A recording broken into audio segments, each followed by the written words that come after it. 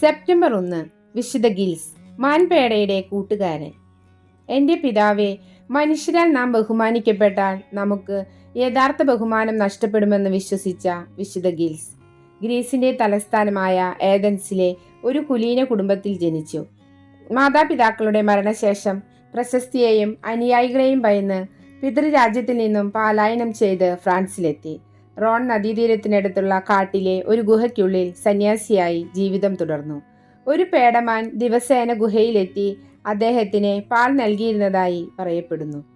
ഒരു ദിവസം രാജാവിൻ്റെ വേട്ടക്കാരാൽ ഓടിപ്പിക്കപ്പെട്ട മാൻപേട ഗുഹാ കവാടത്തിലേക്ക് പോകുന്നത് പിന്തുടർന്ന അവർ ഗിൽസിനെയും അദ്ദേഹത്തിൻ്റെ രഹസ്യ ധ്യാന സ്ഥലവും കണ്ടെത്തി.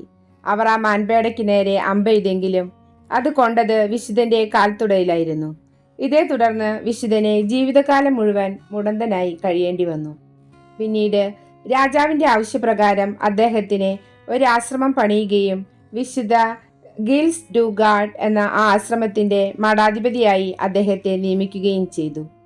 712 വിശുദ്ധ ഗിൽസ് നിത്യസമ്മാനത്തിനായി വിളിക്കപ്പെട്ടു. ഈ വിശുദ്ധൻ്റെ ഒരു പ്രതിമയോ ചിത്രമോ ചേർത്ത് വെച്ചുറങ്ങിയാൽ കുഞ്ഞുങ്ങളുണ്ടാകുമെന്ന വിശ്വാസം ആചരിക്കുന്നവർ ഫ്രാൻസിലുണ്ട്. ദരിദ്രരുടെ രക്ഷാധികാരിയാണ് വിശുദ്ധ ഗിൽസ്. അദ്ദേഹത്തിൻ്റെ നാമത്തിൽ നിരാലംബർക്ക് ദാനധർമ്മങ്ങൾ കൊടുക്കുക പതിവായിരുന്നു.